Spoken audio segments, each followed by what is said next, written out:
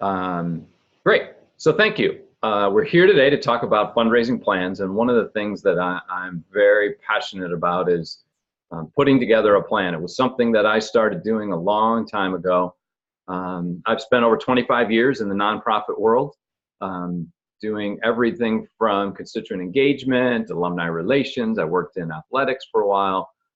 So I have a long career in that area, and then decided that I wanted to take what I had learned and what people had shared with me and start to share it with others. And hopefully they would be helpful as they work through what they're trying to do within their organizations.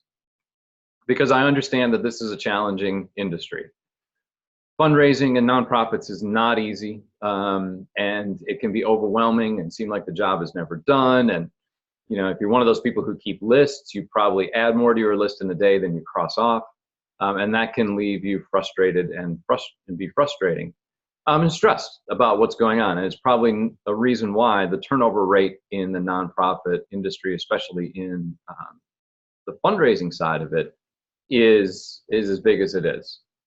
So what we're going to try to do today, I've allocated about 90 minutes, but I think the presentation should last about 60 to 75, depending on the questions that you guys have as we go through it.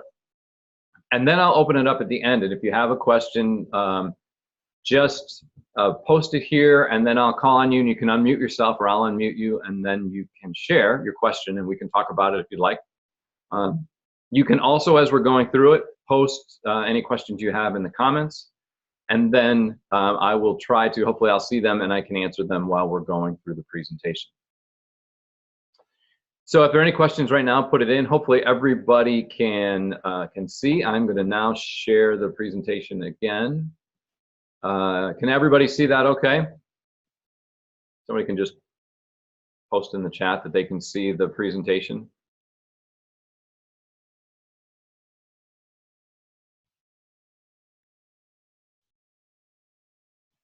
Are we good there? Oh, okay. Thank you. Thanks for responding. Great.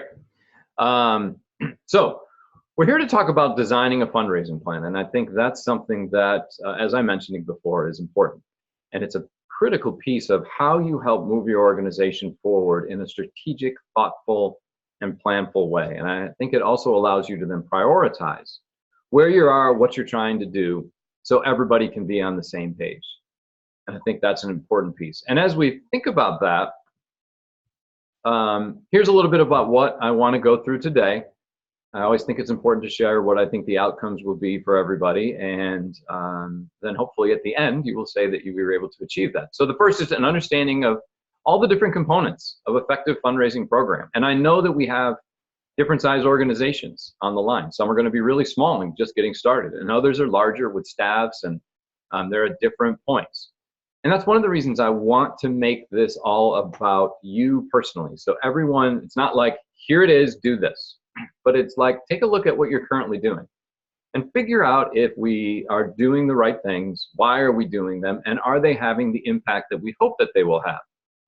Because in reality, it ends up being about you. I don't have all the answers, but hopefully I'm able to ask the right questions or put the right ideas in your head that will allow you to form what the right decisions are for your organization.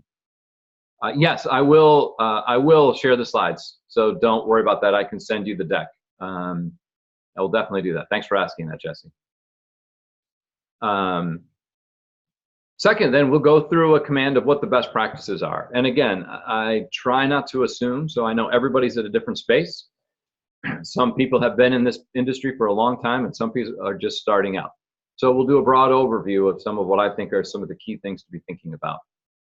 And then we'll go through the steps that I think are important to help you put together a prepared, well-written annual fundraising plan, and one that you will be able to measure, evaluate, and then adjust if necessary, so that you can move forward and achieve the overall goal that you're trying to achieve. So that's what we're trying to get to in terms of outcomes.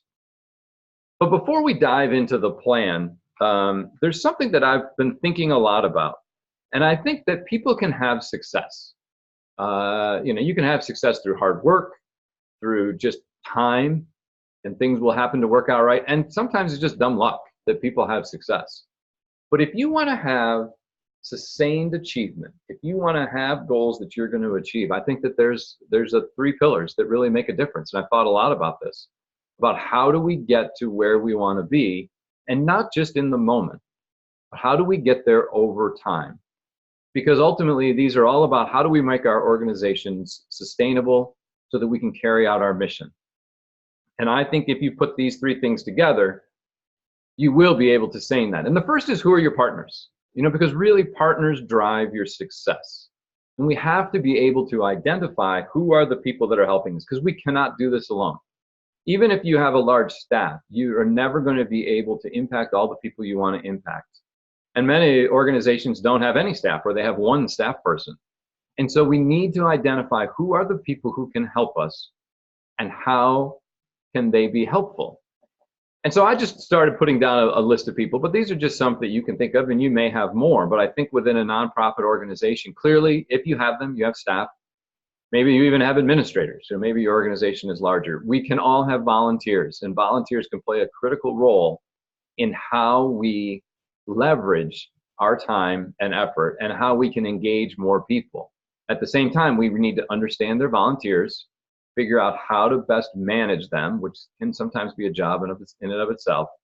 And do we have all the processes in place so that they can be effective and that we're not over managing them? Board members is another. Every nonprofit should have a group of board members, and we should make sure that it's very clear to them what is their role. And have we set that up? And do we understand, do they understand what the expectations are? So many times I hear people talk to board members who say, well, they don't fundraise. And I ask, well, what are the expectations that you share with them when you recruit them?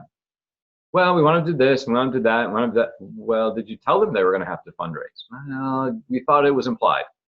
Never should be implied, because board members are going to be critical to everybody's success. And truly, in the fundraising world, they are your network. They're going to be the ones with volunteers out there, connecting with people, getting them engaged, getting them to understand your mission. Our clients can also be extremely important in how this works. If we're not able to have impact and understand what that impact is so that we can share that with potential donors, it's going to be even more challenging. And then other nonprofits. There are over 1.5 million nonprofits in the country, and many of them share missions that are very similar, or they just identify a different part of the population. And I think we need to be thinking about who are people we can partner with. Either we have this piece and they have that piece, and how do we put it together? Or maybe we're doing the same thing and there are resources that they have that could be helpful for us. One of the areas I think that can be really helpful is with applying for grants. As there are more and more nonprofits out there fighting for the same grant dollars, grants are trying to figure out, how do they manage it? Do we give a little bit less to people? Do we give more to some because that's more impactful? It's a challenge. And so if two organizations can get together and approach a funder with a strategy that makes sense, I think those are ones that funders are interested in. They want to see impact. And so if you can partner with somebody and say somebody helps, an organization gets homeless off the street and into temporary housing. But there's also an organization in the community that helps them find permanent housing and jobs and next steps. Those two working together could put together a really nice success path for how do we take people, get them off the streets, and move them all the way along the path to where they're taking care of themselves, they have a home, they have a job, and they're contributing even more to society. So always thinking about that. So who your partners are going to be important for you to identify, because you're going to have to figure out how can you work with them to achieve whatever plan it is you put together. Because again, you will only have so much time that you can manage. The second piece is perspective. And to me, this is an important one, is that, as this says, perspective shapes your clarity and your impact. And I think oftentimes we don't always think about the perspective. We think about our perspective. How are we looking at it? So I'd like you to do this little favor for me, if you want. Take a look at this next slide and tell me the first thing you see. So you can type it in the notes.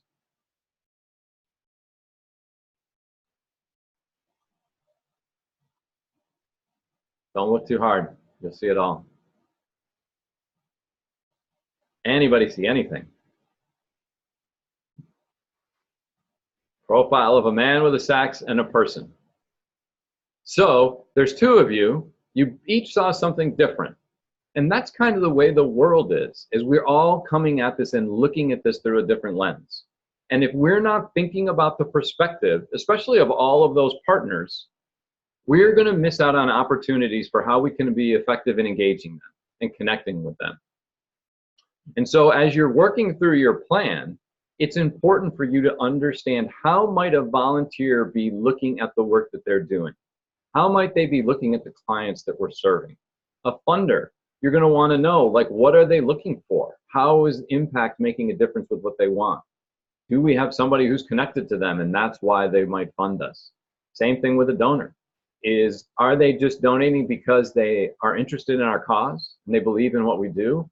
Or maybe it's something more personal, and maybe they have a family member who's been affected or impacted by either the work that we do or the problem we're trying to solve.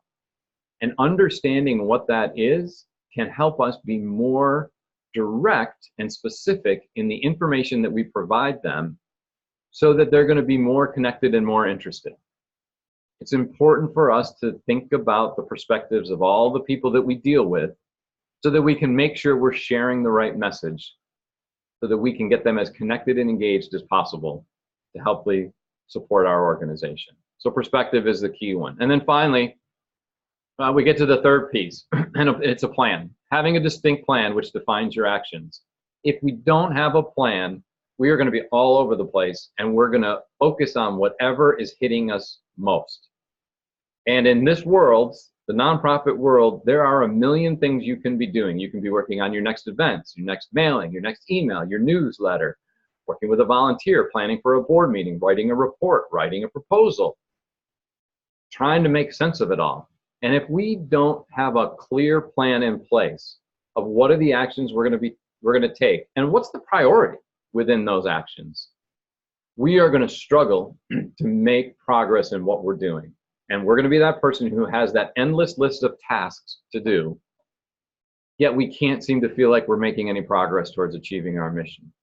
So having a plan is critical that you can look at. I was doing a presentation once on something completely different to a bunch of board presidents.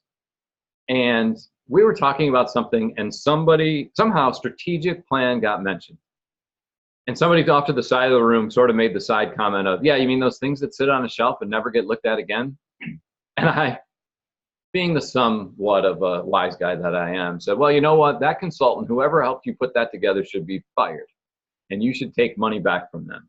Because if a part of their plan isn't how you are going to look at that, review, measure, adjust, move forward with a strategic plan, then you haven't put a plan together at all. You've just put some words down on a piece of paper, on a computer drive, and set them aside in the hopes that somebody will use them. So your plan needs to be living, breathing, something that you're looking at regularly, you're measuring against your outcomes so that you can make sure you're on the right track and focused on the things you want to focus on. So that's where our focus is going to be today. We're going to dive deeply into what a plan looks like so we can help you be more organized and raise more support for your organization. So this is our roadmap. There's 7 steps to the roadmap, and we're going to walk through each one of them. Some will be in a little more detail than others, but hopefully to help you put together what will be your roadmap to get from where you are now to where you want to be with your organization, to get to whatever your end goal is for your fundraising objectives. I think if you take these steps, you will be in a good place to achieve those goals. All right, so we're going to dive right in. And the first thing is really about mission. As all nonprofits know, it should be about mission. And I like this quote: the mission is at the heart of what you do as a team, and the goals are merely steps to its achievement. If you don't know what the mission is, it's going to be very hard for you to share that with others and get them to be engaged and interested and buy into what you're trying to do. And by buying in, I say support it, make a donation, be a volunteer, be on the board, do whatever the case might be. And I'm always amazed at the number of people who actually know and recognize their mission. So this is a rhetorical question for you, but do you know your mission statement? Can you recite it by heart without looking at it? Is it short enough, clear enough that everybody on your board or on your staff or your volunteers know your mission statement? I've been in multiple rooms with numbers of people who are in different nonprofit organizations and asked that same question.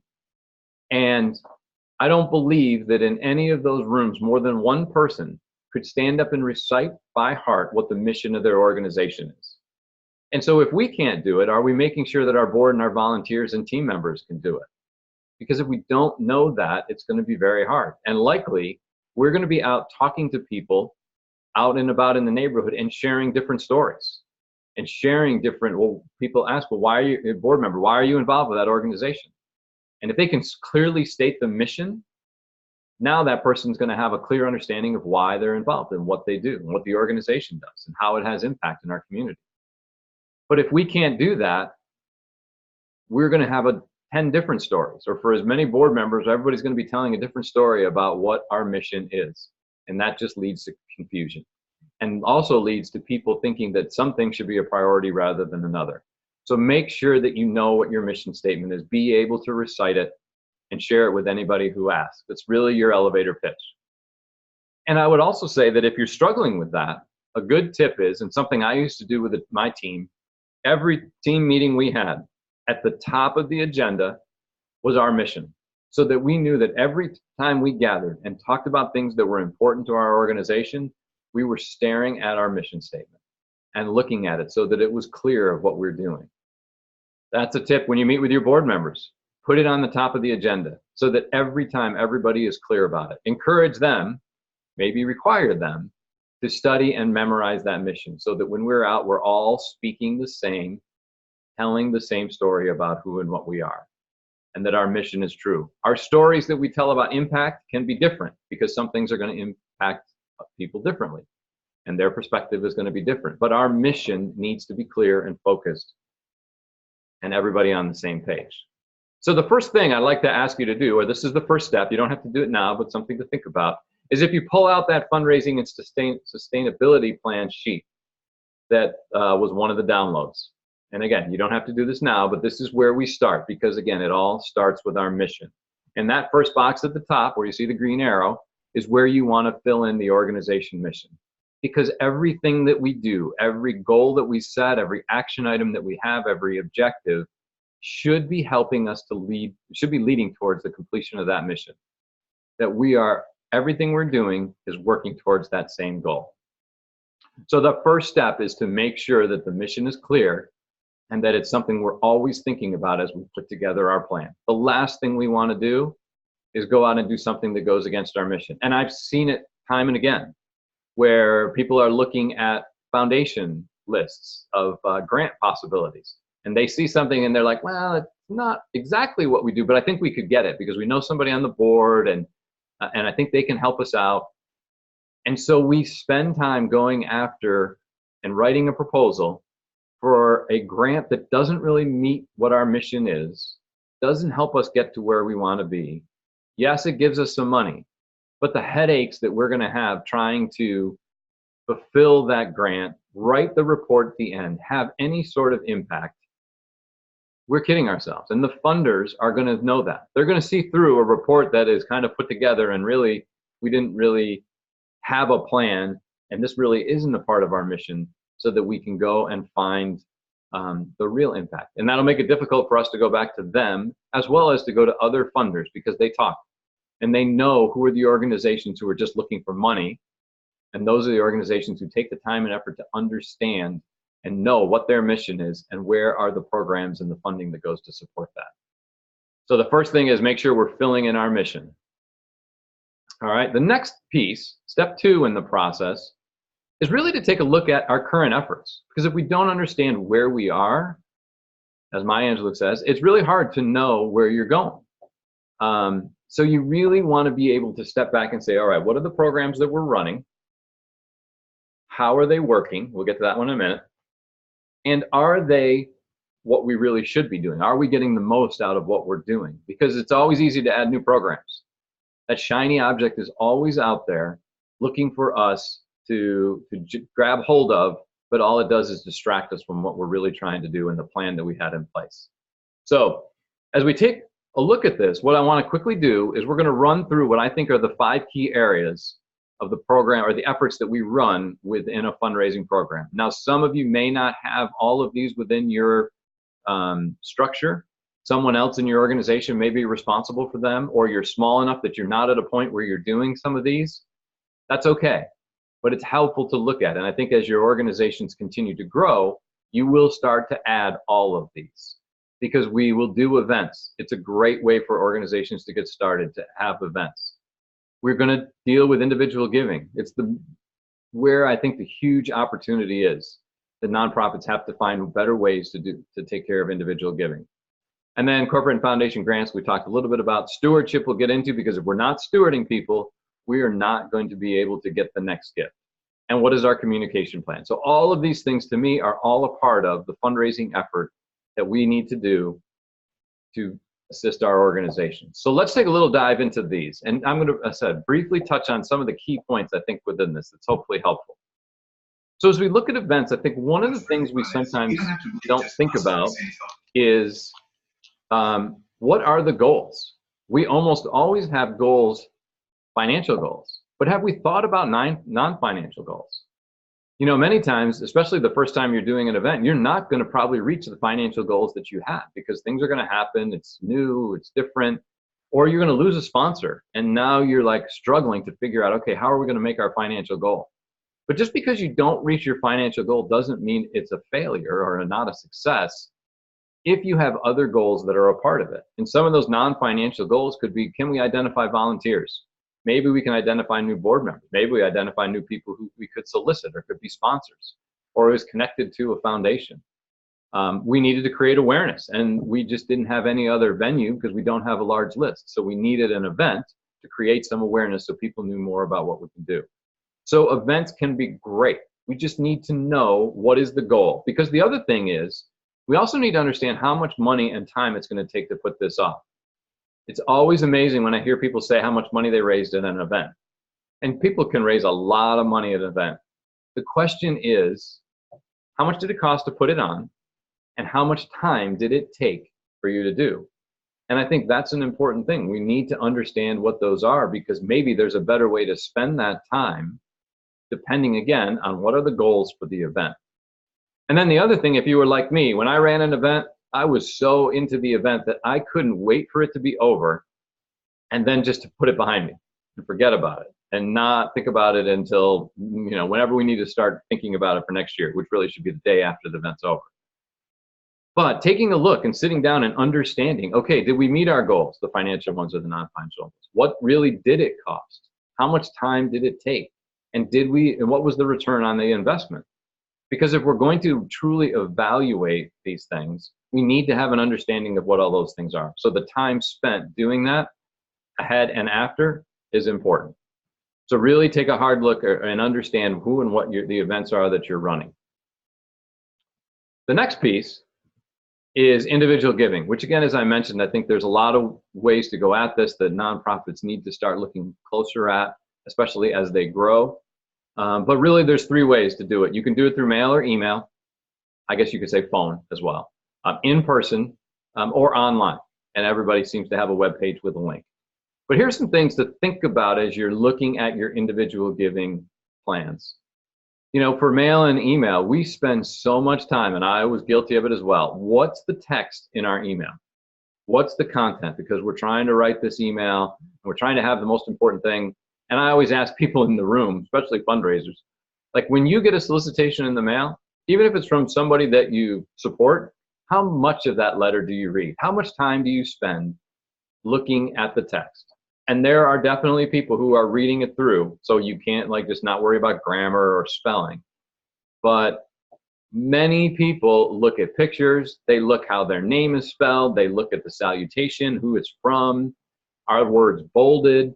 How much time are they going to spend truly studying it, the majority of people? And you have to understand, again, that's the perspective. Who's the person who reads it all? And who's the person who is looking for pictures and key things, and then they're moving on? Well, you need to also know why we're sending them and how we're sending them. You know, are we doing it in a postcard? Are we doing it in a letter? Does it come somewhere else? What is our email? And what's the impact? Nowadays, people really want to know what impact is.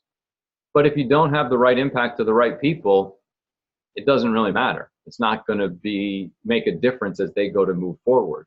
So really trying to better understand who your constituency is, what are they interested in, and then sending the information to them at the time and in the right way that they might respond. It's always amazing to me. I was doing a study and looking at an organization, and I was able to look at a lot of data. And they were spending as much time and effort and resources on the 60% of the people who didn't donate in the last 3 years as they were on the people who had given at least once in the last 3 years. So they're 40% of the people, and their annual giving rate was around 10%. So I think if they had spent more time on that 40%, trying to get those people to stay or return, then the people who had never given, their overall giving might have gone up.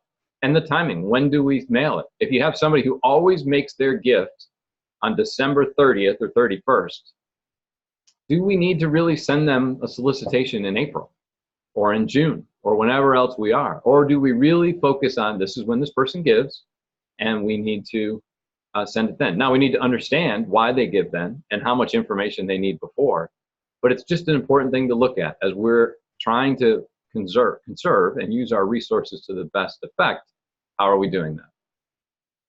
In person, key things to think about is who's doing the ask, what are you asking for, why are you asking them, and who are you asking? You know, are you asking the one person? Do they have a spouse? Do they have a significant other, a partner? Do they have somebody else who's key in making that decision? Who's asking? Are you a staff person who's just asking because that's what we do? Or are you putting together a board member or a volunteer who has an impact and has influence with that person? Thinking about those things can make a difference between getting a gift and not getting a gift.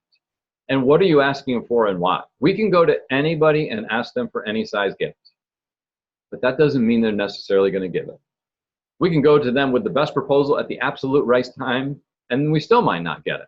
But our chances are going to be better served if we understand what they want to support, when they want to give it, and who the right person is to ask. We're going to be much more effective with our in-person solicitations. Online, I know everybody has to do it, but something to think about is where is your link? How do they get there? How many levels do they have to go through before they can hit submit? Do they get a thank you note? Do we know what it says when somebody hits submit to make a gift? What is the response they're getting? So really taking a look at all of these pieces of these components to understand, are we being as effective as we can and making sure we're meeting our prospects where they are so it can make it more effective for them to be more likely to donate. Very important to think about as we think about individual giving. How do we put the right person with the right project for the right amount at the right time? Corporate and foundation giving, and I like to look at this as grants submission. So in corporate giving, there are some corporations who just have the CEO makes a decision, the president, the business owner, maybe they have a little committee that does it. But I like to put those are individual giving. There's about relationships, they're about who knows who and how we put that together. Corporate and foundation giving to me is more about writing a proposal. And it's important to know how do they give and who do you know at the organization. And maybe importantly is what's in it for them on the corporate side. Are they looking for visibility? Are they looking just to make a philanthropic gift? What is going to be special when you go to ask them so that you ask for the right reasons? If you go in and ask them thinking they just do it out of the goodness of their heart, and really all they're giving is about corporate sponsorship and visibility and who they want to be in front of, the likelihood of getting that gift is not going to be helpful. And understanding how much they give. It's amazing how much we think corporations have to give away. They make all these profits and they've got all this money to give away. Well, usually that's not the case. And usually the case is that they are spreading it out very thin. Sometimes you can get large gifts, but understanding just by looking at their 990s, you can see what they give. So if you go to an organization that you think for whatever reason has a ton of money and you ask them to be a $25,000 sponsor, but really all they give is $5,000 or $2,500 gifts, you're not setting yourself up for success. So understanding where they are at. On the foundations, you need to do your homework as well. You need to understand your impact. How are the things that you are doing impact your constituents? because that's the story you're going to have to tell. And you need to have those stories. So find from your constituents, your staff, your volunteers, get them to tell you like what their favorite story is. What is the time where they've seen the most impact? Because if it's impactful to them, it's a pretty good chance that it might be impactful to the foundation that you're applying to. And make sure, it's funny, everybody thinks, well, we write this grant, we write this proposal, and we get a grant. Yay, work's done. And they forget that at the end of this, they're going to have to write a report. So if we're not keeping track of how are we writing that report, the last few months of a grant cycle is going to be miserable because you're going to be scurrying around trying to find information to make sure that you can tell the funder what you did with their money and why you did it and how much impact it had. It's always important to be thinking about that as you think about your foundation work. Can we fulfill the reporting on the back end? So those are really the ways that we generate money through individual giving, corporate and foundation relations, and events. Now it's a little bit about how we steward people, because again, this in that cycle, that's why it's a giving or a cultivation cycle, because you take them from identification, cultivation, solicitation, stewardship, right back to identification, and the whole process starts all over again. And what I like to think about with stewardships is there's two pieces to it. There's the what I like to call the technical side, and then there's the emotional side. And to me, the technical side is those things that we have to do. We have to send acknowledgments, send receipts. We want to put them on a donor listing. You know, we need to be consistent so that if somebody makes a $100 gift, we're stewarding them the same way as somebody else who makes a $100 gift, so that we're just consistent in how we thank and deal with our donors. We don't want to be treating some people one way and other people others. So that's the technical side of it. Then there's the other side of it, which is the emotional side, which is really a chance for us to share with them why their gift was so personal to them, but beneficial to us, and who it impacted. Making sure that it's appropriate. Even for a large gift, sometimes people go way overboard in stewarding that emotional piece. And in reality, the person who gave the gift is wondering why they spent so much money that they donated on stewarding them rather than having more impact with your organization. So being appropriate with what the stewardship is like makes sense. And that also matters to the person. Some people don't want any stewardship, but you still need to steward them. And some people want a lot, and you do need to steward them, but you also need to make it consistent. And the other thing is, how do you bring it back to your mission? How do you provide ways? Because if you're stewarding them, what you're really trying to do is thank them for their gift and prepare them for whatever the next gift might be that you want to talk to them about. And so in doing that, we may want to find out is what's the other things that they're interested in. And so how, through your stewardship, can you engage them to other people in the organization to understand more of the mission, of the broad mission of what you're trying to do? All those things that can get them more connected so that they feel stronger about the organization and then can move forward. So if they've been supporting one program, it's great to bring them over and have a chance to see another program, because they might say, wow, you know, you guys are doing really great things and I have capacity and I want to help both. We just never know, so we don't want to limit ourselves. So the more we connect them to our organization and our mission, the more likelihood they're going to continue to give, and maybe continue to give larger amounts. The next step in this, oops, I keep getting off of that, is communication.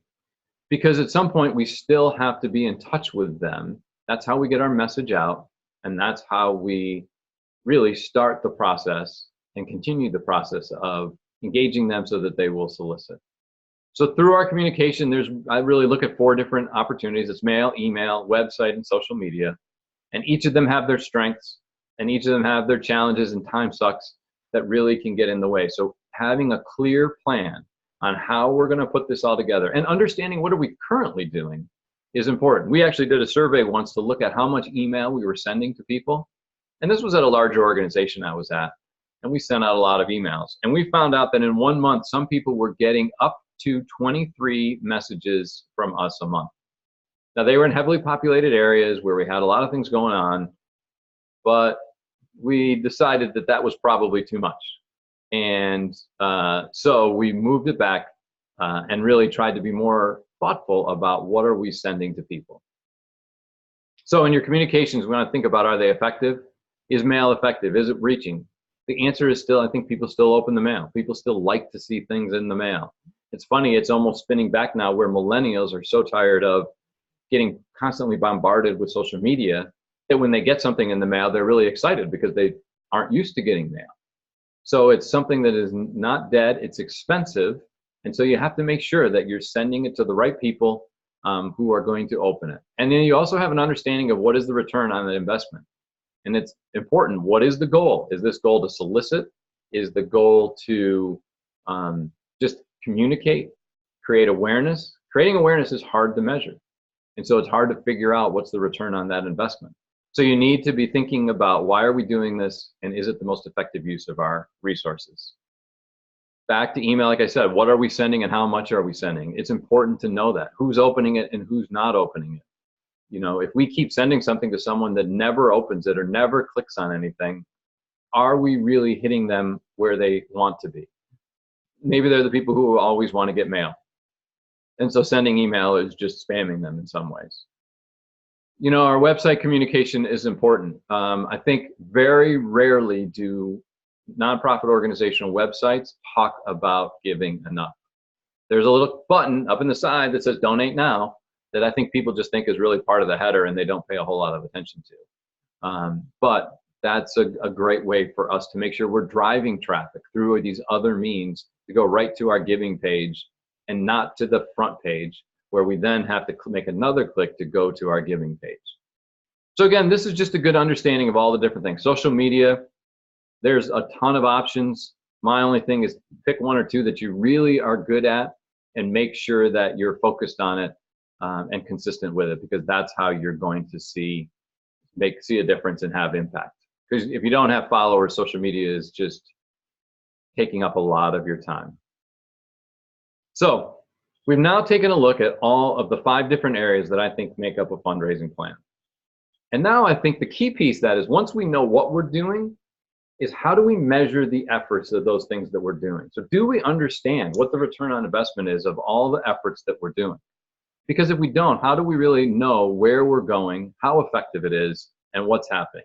And here's where I would throw out the big caution.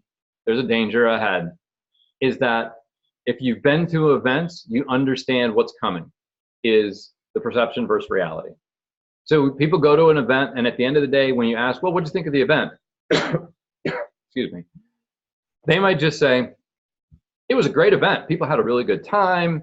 You know, it was a lot of fun. The band was good. The golf course was nice. It was a beautiful sunny day, so the race was great. The gala was beautiful, and people were all dressed up. All those things are great, but that doesn't mean that you raised a penny. It doesn't mean that you engaged more people. You identified new volunteers. So that anecdotal evidence is nice, but it's not necessarily going to get you to where you want to be. When you truly understand what is the return on the investment on the time we spent on all these different things. Because as we talked about before, you have a lot on your plate, a lot of things going on. And so if you're not using, and at the time you're using, have it be its most effective that it can be and provide the greatest return, it's gonna be challenging, and you're gonna struggle to figure out, where do I go from here and how do I do things next? So measuring those things is a key piece of how we do it. And once we measure it and we go back and take a hard look at everything we do, we'll get to step 4. And there's a sheet on this, the sheet on opportunities and obstacles. And so once you've had a chance to measure all of your current activities, what you want to do is say, okay, where are there opportunities from this? And as you do a deep dive into those 5 areas, you're going to find things that are going to make you say, why didn't we get a gift from this donor this year? Or, wow, it looks like nobody's opening up our newsletter. I wonder if the content isn't good. Or, we're really struggling in corporate gifts. I wonder why. Maybe we just don't have the right message, or we're not approaching the right people, or we don't have the right connections, whatever the case might be. So we need to make sure that after we review them, we find out what are the opportunities that are in front of us. Because that will allow us to make smart decisions on how we move forward to set our goals. So we've looked at what's happened, we've identified here are some new things, and here's the challenge. There will always be obstacles. to those new things. And those things aren't hard to figure out. You know them as well as I do. Usually time, resources, or money. We just don't have the manpower. We don't have the volunteers. We don't, there's a million things to overcome. My boss doesn't like it. We've always done it's not what we've always done. We always have done this, and we're going to keep doing this. Whether it makes sense or not, let's keep running this same old event. It takes us 1 million hours, raises a little amount of money, but everybody thinks it's the best thing on earth. Well, that's great, but it's not helping us move forward. So we need to understand, like, where are there opportunities and what are the challenges that we're going to face? Because what's going to happen is we're going to put together our plan, and we're going to have to take it to somebody, likely the board, your executive director, your supervisor, and they're going to have to say, yeah, that makes sense. This is the way we're going to move forward. And then you have to explain why you're doing that. And chances are there's going to be questions about, why are we not doing this? So-and-so loves this event. They created it. We've been doing it for 30 years. If you have evaluated the program, you can go to them and say, this is why. Because with all the time we're spending on it, we're not raising that much money. If I spent all that time and went and talked to 10 donors, there's a pretty good chance we might be able to raise more money that way than the stress and frustration of having to put on an event that we've been doing, that's tired, and it's time to do something different. So we need to understand, what are those opportunities and what are the obstacles that are in front of them. And because one of the things that's going to happen, and it's probably happened to you, a board member is going to come up to you in the middle of the year and say, hey, I got this great idea. I was at this event for this other organization. They raised all this money, and I think that we should do it. And so I went ahead and I talked to my country club, and we can have the gala on this night, on this day. It'll be great. And you step back and be like, how are we going to do that? And if you haven't put together this in your plan, you don't have a plan to say, look, we talked about these things. How am I going to throw that in with all the things that I'm doing? But that's not, board members don't think about that. Sometimes executive directors don't think about that. They're just trying to figure out, how can we raise more money? How can we engage more people? How can we grow our organization? So you need to know up front, with some opportunity you're bringing forward, what are the obstacles that are going to stand out in front of you, so you can be prepared for how to answer them.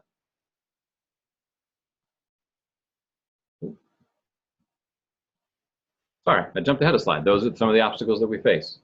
So once we've taken a look at what we've done, what we're doing, we've measured it to understand whether it's effective or not, what the return on investment is. From that, we've identified what are some new opportunities and what are the obstacles that go along with them. The next step is, now we can start to write our goals for our next year. And we can start to put together a plan that's going to help us be organized in what we want to do, when we want to do it for the coming year. So I always think it's important to go back to know the difference between a goal and an action step. Because goals are observable, measurable, end results. That's important, end results. Having one or more objectives to be achieved within a more or less fixed time. And I'd really like to say in a fixed time. Action steps are going to get you from where you are to where you want to be, one point at a time, to help you achieve that goal. So I think that's important as you start to build out your sheet with your plan. So the other key thing is, this is critically important for goals. They need to be specific, measurable, attainable, relevant, and time-bound. Because they're not really goals if they don't have all of those things in there. I was looking at, there was an RFP out, and somebody had called me to help them do it.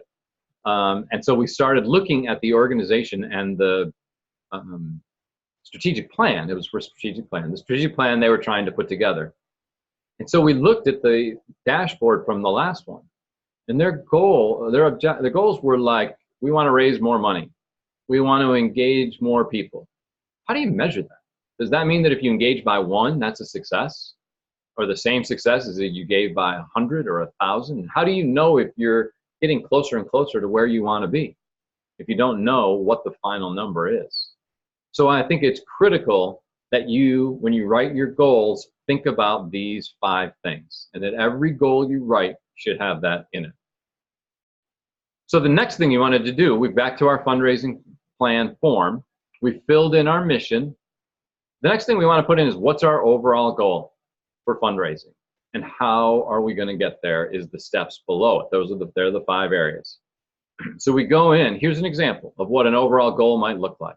So during fiscal year 2020, we will raise $350,000 to support the mission of our organization. It's specific. You can measure it. I believe it's attainable depending on your organization, but you're going to change those numbers if it's not. Is it realistic? Again, depending on where you're at and what you're doing, because one of the things I've seen all the time is boards or people might say, well, we want you to increase fundraising by 10%. Where they got that number from, who knows? I guess it's just a nice, round, easy number that they said. But if you haven't looked back and said, well, we got this grant last year for $50,000, which made up about 12% of our overall fundraising total, but we can't apply for that next year. So now, not only do we have to raise the 10% on top that you want, we've got to raise the 11% that we lost because we can't even apply for that grant anymore. So making sure that they're relevant is important and attainable. And then they're not just numbers picked out of space because somebody thinks they're going to work that way.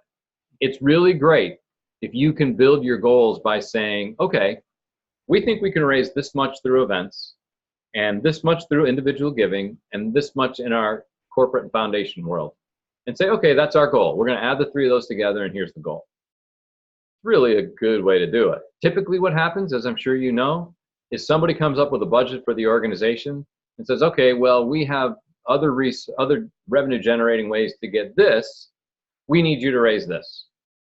With never once looking at, maybe they looked at past indicators, but not looking deeply at, okay, well, we lost this grant, we're not going to get this donor was on a pledge and so they stopped, or they, we got a one-time life a bequest. Someone left us in their will and we got a significant amount of money. That gift's not coming back. Those don't happen all the time. So we really need to make sure that they are relevant to what we're doing, and that it's not just somebody picking numbers out of a hat because they think that number sounds good. And it has to be time bound. Now this is easy because it's for the fiscal year, so we want it to happen in the fiscal year 2020. But there will be other action steps that will come in, and you'll want it to be specific of by December 31st in the first quarter, this month or every month. And we'll see some of those because that'll be your next step. Once you've put in your overall goal, now you want to go back in and start developing, again, from what you've done, whether it's worked or not, how you've measured it, where your opportunities and obstacles are.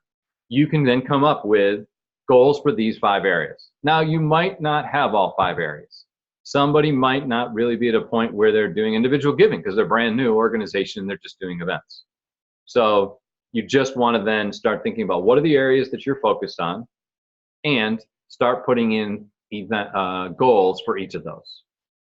Now, once you've done that, the next thing is then and this is an example, in events, we're going to design and execute 3 signature events, a gala, a golf outing, a bingo night, that generate $250,000 during the fiscal year.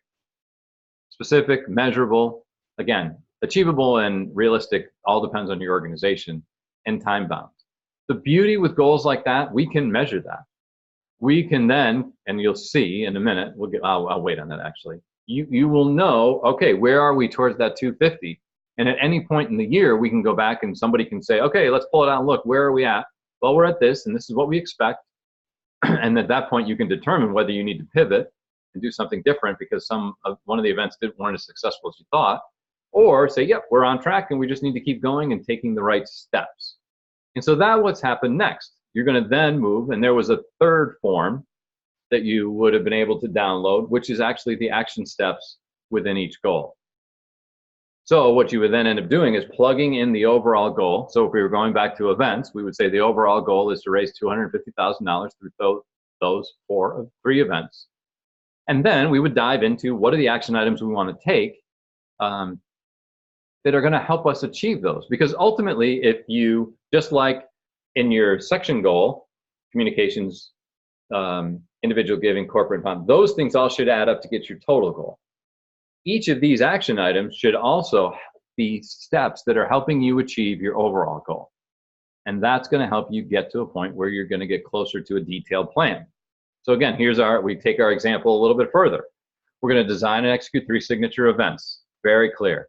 Here are our action items. To coordinate and manage the gala, which is going to be on May 12th, with a goal to raise $100,000, have 250 to 275 people in attendance, and identify 5 to 10 new prospects or volunteers. Then within those, here are the steps we need to take. So all the way down, you're building out exactly how detailed your plan you want it to be. Now, some people will take this down and build it right into like the operational plan for an event or for a mailing or for an appeal, so that literally step by step they have every action and every item they want to do to help them move forward. So it's very clear and very easy to measure where are we at. So for example, recruit the volunteer committee by June 1st. If it's May 15th, and so this would be June 1st the year before, if it's May 15th and we don't have anybody recruited, we need to get going. So that means we need to focus and prioritize recruiting volunteers over the next 2 weeks to help us get to June 1st to make sure that we're ready to move forward. Because if we're not there, these dates were set up for a reason. So if we're not there, that means it's going to be even that more challenging for us to hit whatever the next step is. You know, if you don't have your volunteers recruited, it means you might not be able to solicit your sponsors or go out and sell ads, whatever the case might be. It's going to push everything back and mean you have to adjust to the situation. So now we've been able to define our goals and our action steps.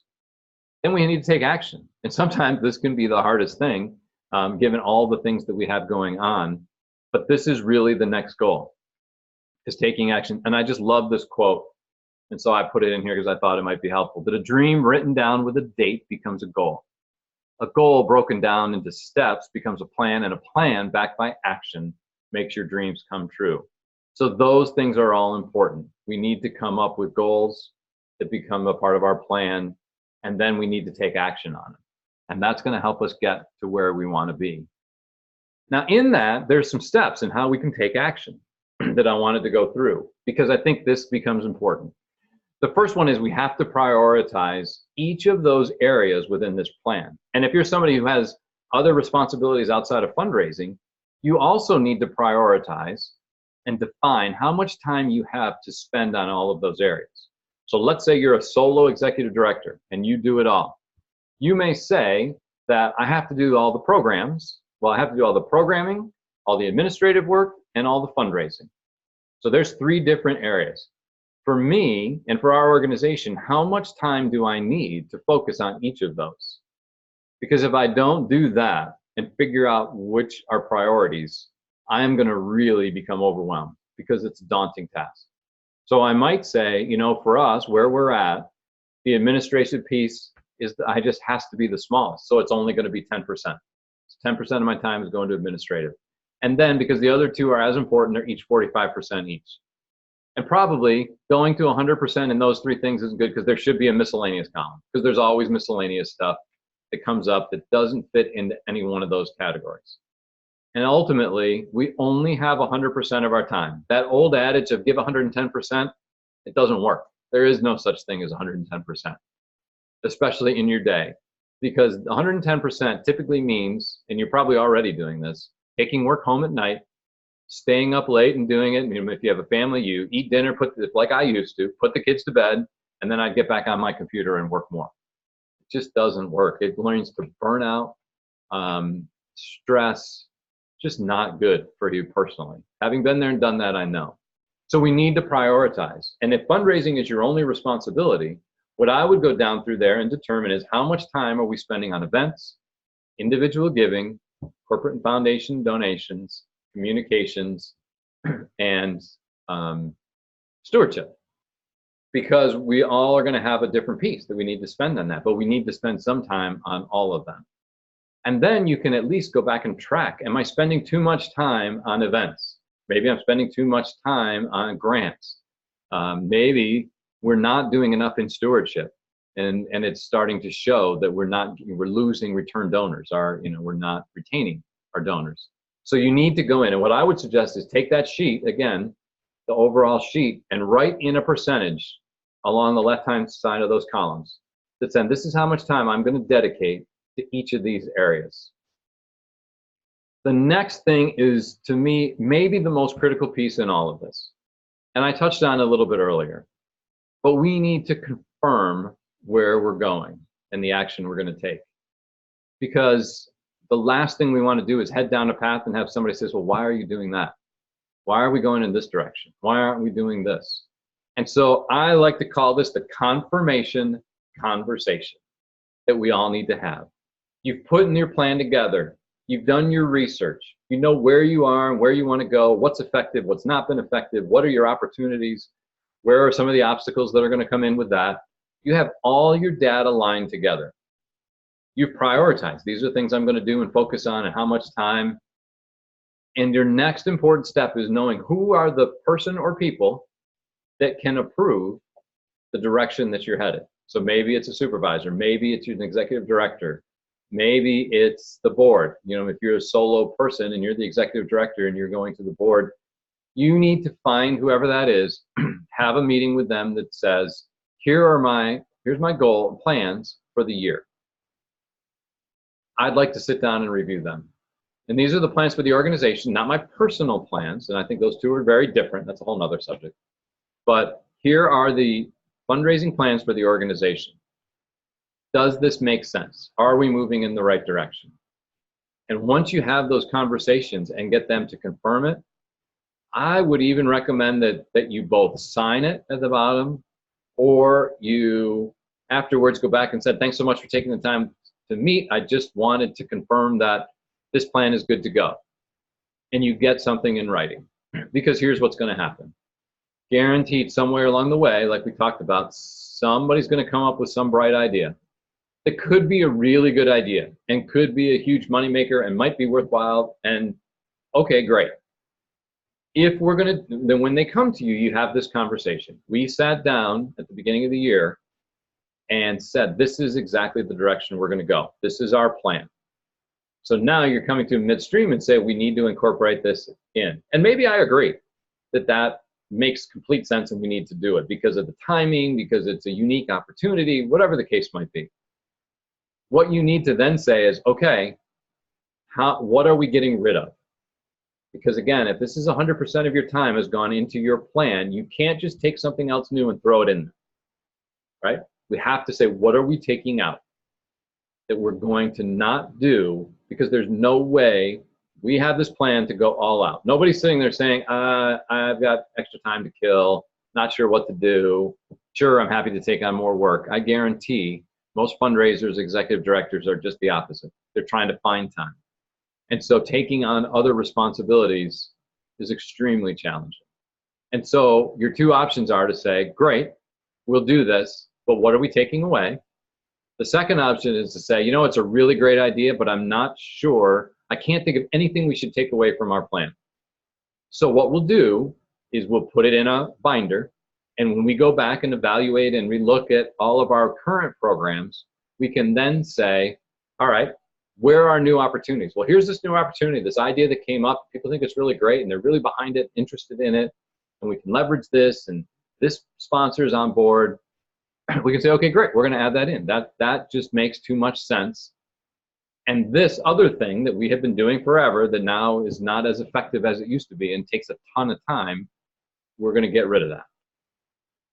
But you've had that conversation, and people now know that you're not just making decisions based on anecdotal evidence. You're making decisions based on information that you researched, developed, understand, and you know what's the return on investment. Because chances are when you go to have that conversation, especially if you're taking out like a pet project, you know that somebody's going to say, well, why aren't we doing X? We've always done it. It's always been successful. People love it.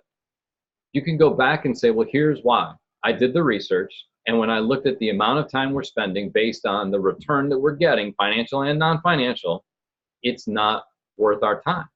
And we can be more effective doing this other activity because we're using volunteers better. We already have a sponsor lined up. Here's a chance where we know we can generate more revenue with less time and effort put in. Why wouldn't we do that? But unless you have them confirming that, and they have it in writing. You can always go back and say, remember that conversation we had where we said this is what we're doing? Well, this is a departure from that. And if you want to do that, great, we can do that, but this is what it's going to mean. So getting those people to buy in and confirm is critical. And then you need to act. And sometimes, again, making sure that we're placing the priority on the things that we need to do, and then doing it will make all the difference. It was reminded the other day, and it's interesting. Usually when I'm talking with organizations and they're asking questions, or I'm asking questions of them to try to figure out, where they're at and what they're struggling with, I often will share information, and I'll see them nodding their head.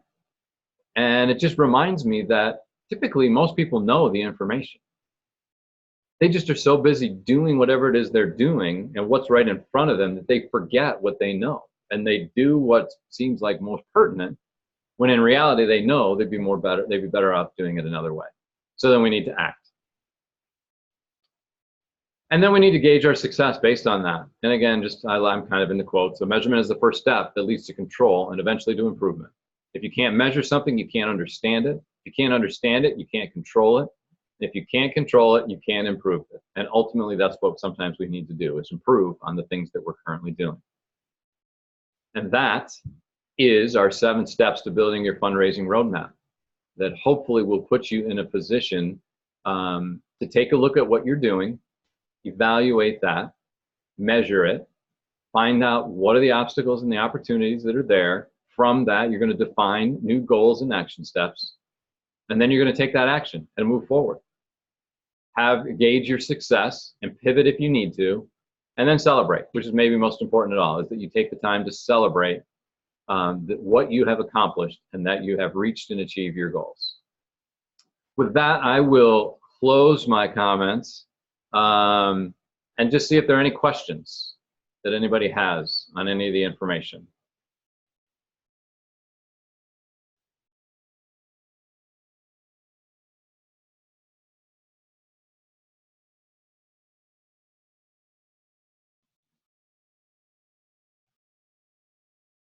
I don't want to hold people up.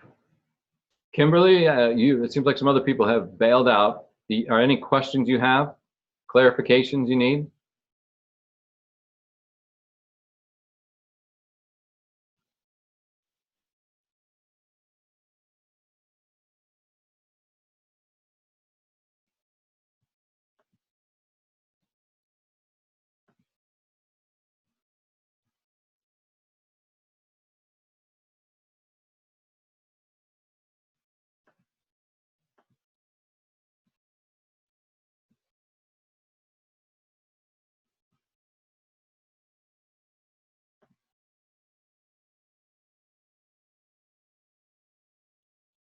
Biggest struggle is just determining where to spend the most time. I still work full time, so time is limited. Okay.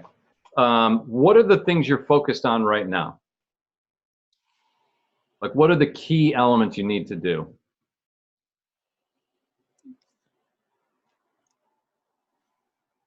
Can you hear me all right, Kim? You can talk if you want. I think I'm muted. Yeah, sorry, I had to find the button.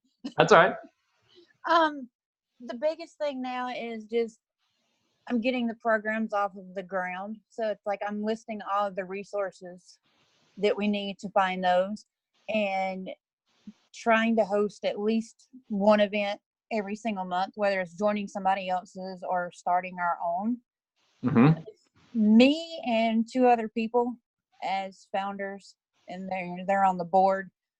One does basically just our marketing, like the t-shirts, the things for the store, all that stuff. And then one right now just does mostly our social media accounts. And Okay. then I pretty much handle everything else. All right. Fair enough. Well, not fair enough, but okay. So what are those things? What are those things that you are trying to focus on? Do you have programs in place? Yes. We do like assistance for like treatment locations for PTSD, the different treatment options. I kind of go over those. And then we're doing like a monthly kind of social gathering so that people in the community that are battling with PTSD can kind of get together, hang out, and know that they've got people around them going through the same thing that understand them. Okay. So that's kind of where we are right now, because we're just starting out. Okay. So I'm in the process of filing for my 501c3. So I'm having to do all of that research, trying to figure out all of those forms, get all that going, plus kind of make sure that the other two are kind of where they need to be, and kind of train them to make sure they know what they're doing. Mm-hmm.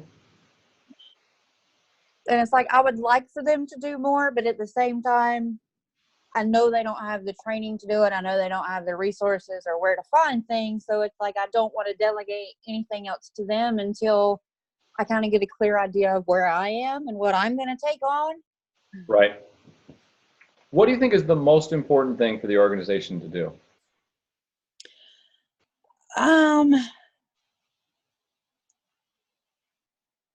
Right now, I think just events and like fundraising, just to get our word out there, plus to start building up some income, because as of right now, it's basically just us providing it out of pocket when we set up events and when we do things. Right. So what you might want to do is start to think about where can you find other people who are interested, because you're not going to be able to do all that on your own. I mean, you can try, but that's hard.